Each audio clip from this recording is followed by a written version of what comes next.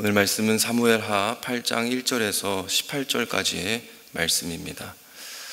8장 1절에서 18절까지의 말씀을 교독하시고 마지막 절 함께 읽도록 하겠습니다. 그 뒤에 다윗이 블레셋 사람을 쳐서 그들을 굴복시키고 블레셋 사람의 손에서 메대간말을 빼앗았다. 다윗은 또 모압을 쳤다. 그는 모압 포로들을 줄을 지어 세운 다음에 그들을 땅에 엎드리게 하고 매 석줄 중에 2줄은 죽이고 1줄은 살려주었다. 모압 사람들은 다윗의 종이 되어 그에게 조공을 바쳤다. 루옵의 아들 소바왕 하다데셀이 유프라테스 강 유역에서 자기 세력을 되찾으려고 출정하였을 때에 다윗이 그를 치고 그에게서 기마병 1700명과 보병 2만 명을 포로로 사로잡았다. 다윗은 또 병거를 끄는 말 가운데서도 백필만 남겨놓고 나머지는 모조리 다리에 힘줄을 끊어버렸다. 다마스쿠스의 시리아 사람들이 소바왕 하다데살을 도우려고 군대를 보내자 다윗은 시리아 사람 2만 2천 명을 쳐 죽이고 시리아의 다마스쿠스의 주둔을 시리아도 다윗의 종이 되어 그에게 조공을 바쳤다. 다윗이 어느 곳으로 출전하든지 주님께서 그에게 승리를 안겨주셨다. 그때 다윗은 하다데셀의 신하들이 가지고 있는 금방패를 다 빼앗아서 예루살렘으로 가져왔다. 또 다윗 왕은 하다데셀의 2 성읍 베다와 베로데에서는 롯셀을 아주 많이 빼앗아 왔다. 하마당 도인은 다윗이 하다데셀의 온 군대를 쳐서 이겼다는 소식을 들었다. 그는 자기의 아들 요람을 다윗 왕에게로 보내서 문안하게 하고 다윗이 하다데셀과 싸워서 이긴 것을 축하하게 하였다. 하다데셀은 도이와 서로 싸우는 사이였다. 요람은 은과 금과 노수로 만든 물건을 많이 가지고 다윗에게로 왔다. 다윗 왕은 이것들도 따로 구별하여서 이미 정복한 모든 민족에게서 가져온 곳에서 따로 구별하여 둔 은근과 함께 주님께 바쳤는데 그것들은 그가 에돔과 모압과 암몬 사람들과 블레셋 사람들과 아말렉에서 가져온 은금과 르옵의 아들인 소바왕 하다데셀에게서 빼앗아온 물건 가운데서 따로 떼어놓은 은과 금이었다.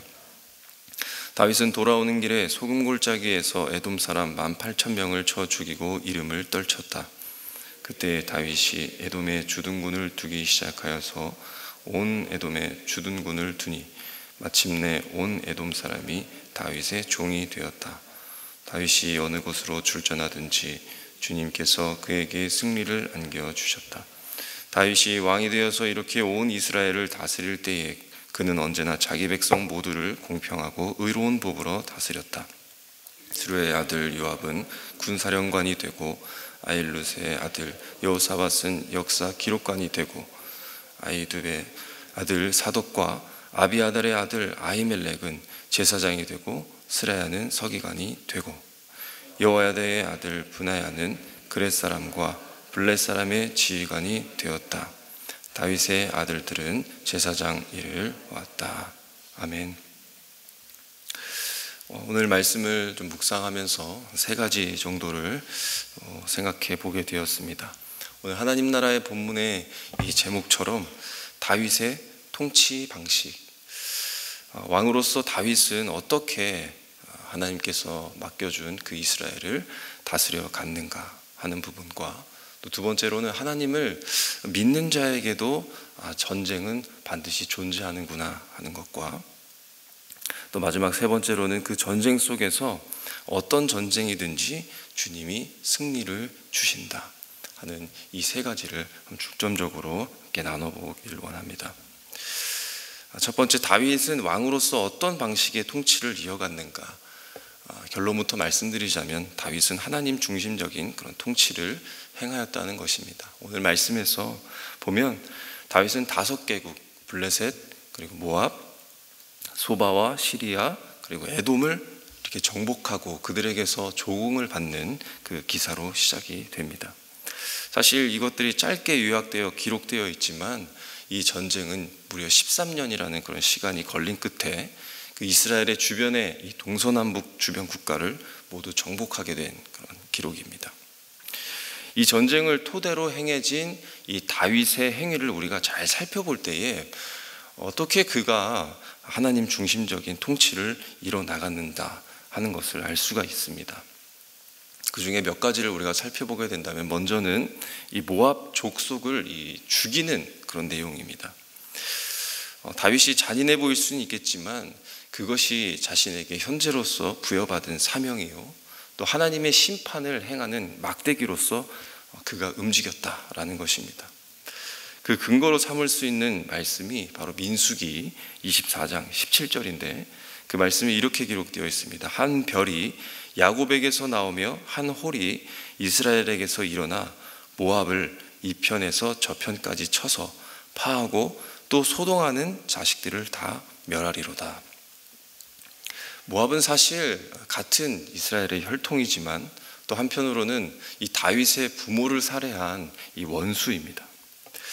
그래서 혹시 다윗이 이 복수 차원에서 개인적으로 저지른 사건이 아닌가 그렇게 생각해 볼 수도 있겠지만, 다윗은 이 13년이라는 이 시간 동안에 충분히 하나님 앞에 기도하고 또 여러 번 이러한 사실들을 확인했을 것입니다.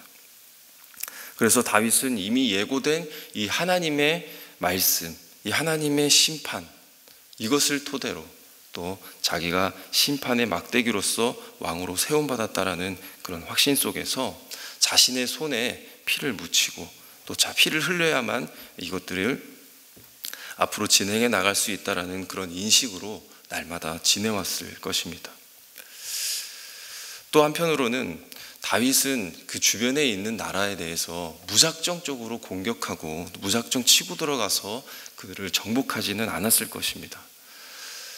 또 다윗은 이 말씀의 근거에서 움직였다는 것인데, 아마도 신명기 20장 10절 말씀에 어떤 성읍에 가까이 가서 공격할 때에는 먼저 평화를 청하라, 이 말씀을 의거하여서 평화를 먼저 선언했을 그런 가능성을 볼 수 있습니다. 그런 의미에서 이 5개 나라는 끝까지 이 다윗이 선언한 평화에 대해서 거부하고 끝까지 저항했기 때문에 이 심판을 피하지 못했던 것으로 보이는 것이죠. 그런데 반면 이 하맛에 있는 이 도이 왕은 이 다윗을 찾아와서 조공을 바쳤다라고 하는 그런 기록을 남기고 있습니다. 사실 이 하맛은 이스라엘에게서 굉장히 멀리 떨어진 곳입니다. 다마스커스, 그러니까 이 다메섹에서 무려 북으로 200km 정도 떨어져 있는 큰 도시인 것이죠. 하맛은 하나님께서 주시겠다고 한 그 범위에 포함된 땅이 아닙니다. 그래서 다윗은 굳이 그 땅까지 정복할 생각은 없었을 것입니다.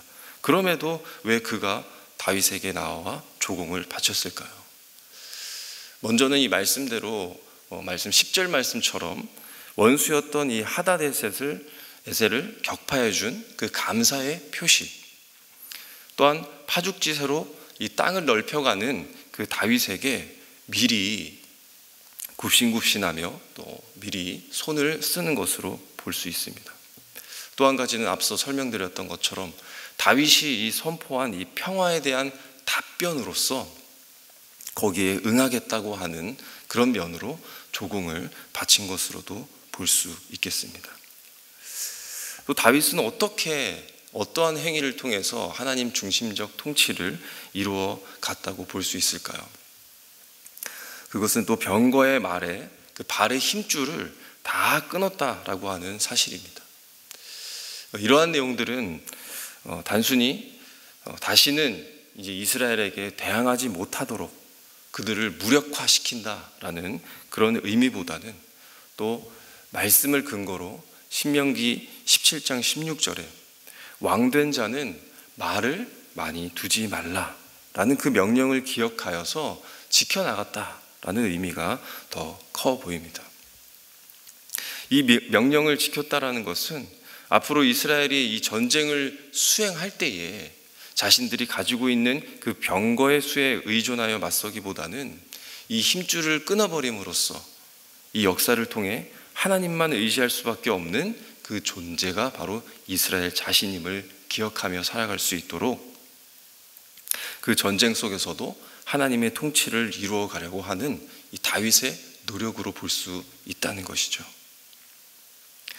그리고 또 한 가지 점은 빼앗은 것들과 또 받은 조공을 구별하여서 하나님께 바쳤다는 것입니다. 이 역시 하나님 중심적 통치라고 할 수 있겠죠. 이 정복당한 나라들이 이제는 이스라엘의 종으로서 바치기도 하였고, 또 금방패나 노쇠나 은과 금과 노수로 만든 그 물건을 전리품으로 가져오기도 했습니다. 이 모든 것 중에서 구별하여서 드렸다라는 것은 우리가 생각하기로는 너무나도 당연한 일로 여길 수 있지만, 왕이 된 이 다윗의 입장에서는 쉽지 않은 선택이라고 볼 수 있습니다. 왜 그런 것일까요?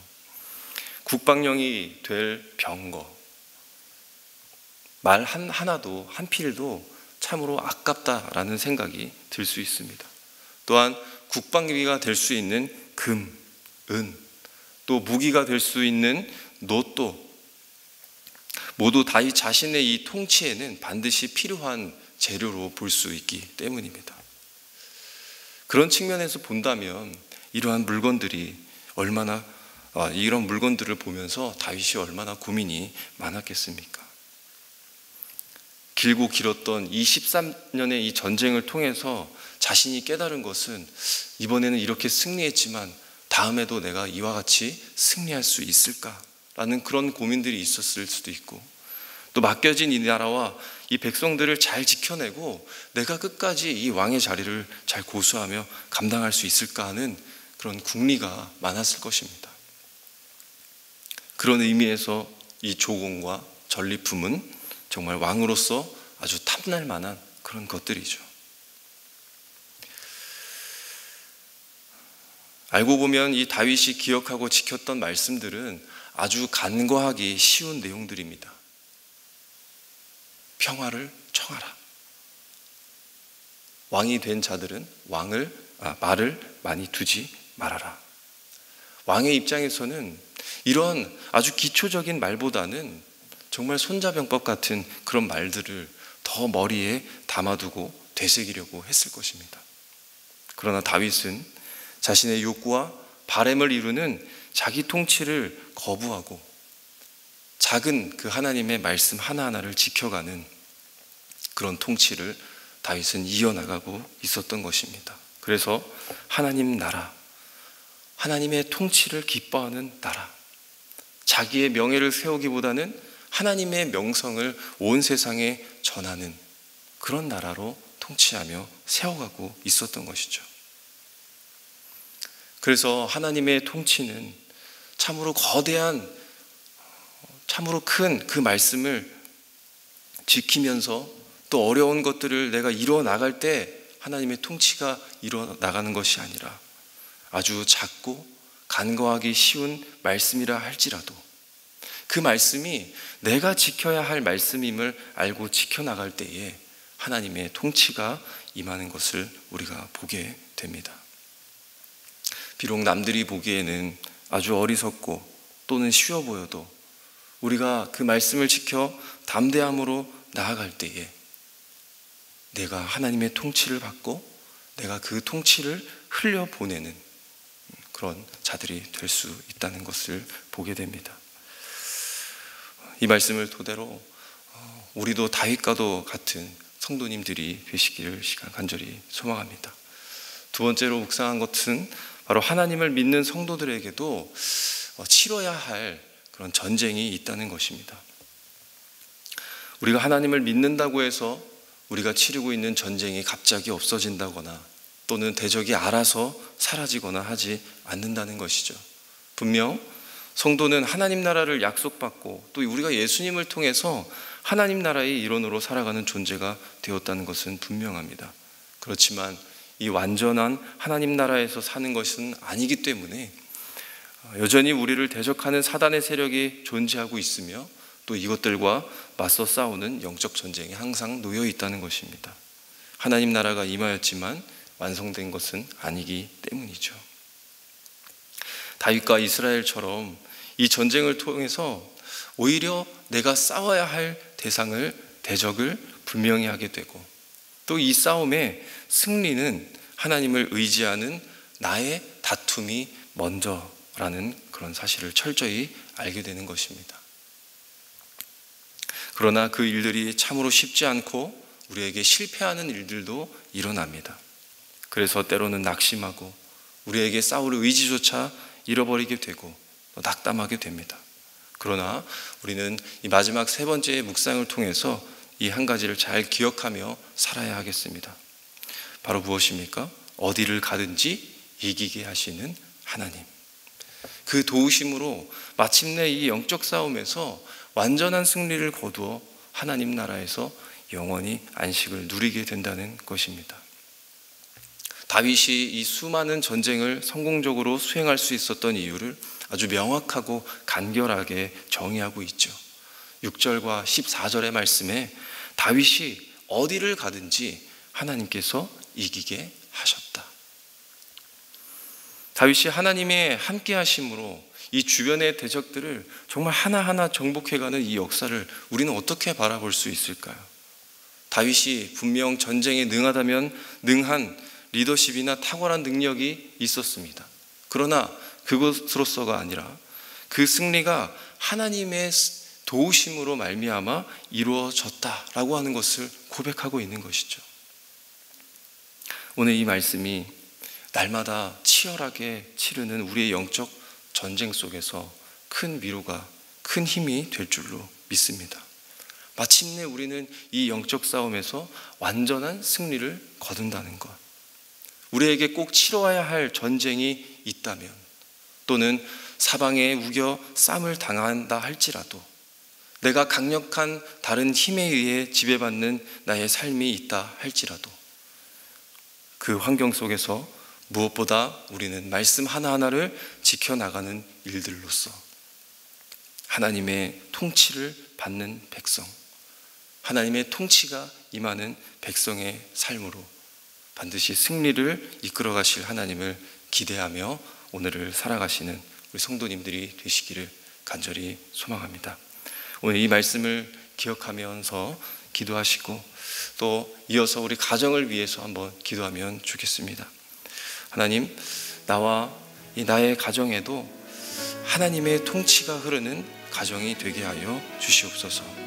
말씀을 지켜나가는 그 성도의 명예를 가지고 주님을 나타내는 가정으로 하나님 세워주시고 그 기쁨과 소망이 가정의 큰 소명이 되고 그 행복이 되는 놀라운 은혜를 갖는 가정 되게 하여 주시옵소서. 또한 부부 사이와 자녀들 사이 속에서도 간과하게 여겼었던 지혜와 말씀의 교훈을 다시 되새길 힘을 주시고 또 그에 따라 주시는 감동으로 남편과 아내를 섬기고 아들과 딸과 내 부모를 세워가는 놀라움이 일어나도록 우리의 가정을 이끌어가 주시옵소서.